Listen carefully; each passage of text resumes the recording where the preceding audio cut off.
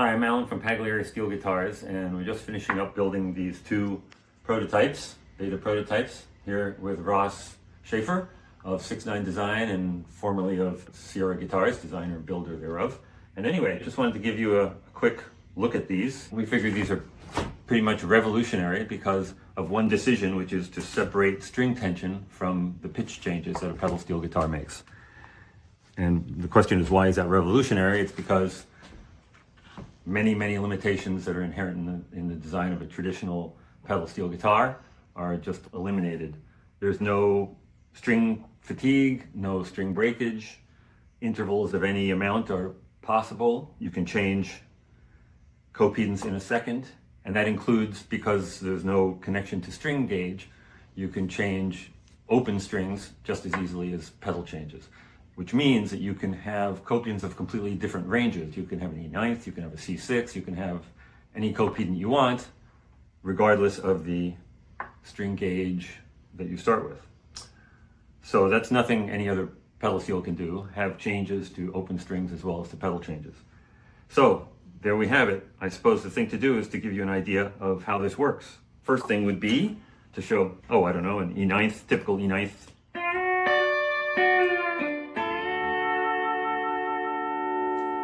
And with just a quick touch, we switch over to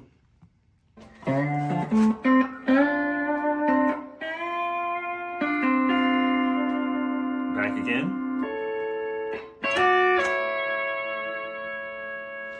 Also interesting, you can capo up or down. Let's go down to a D9.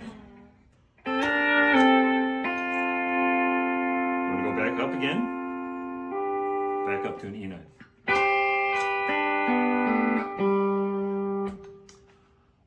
We also have other kinds of capabilities, and we'll be making more videos about that, including pickup emulation and all kinds of things that you can't do with a single pickup, since we have individual pickups for each string.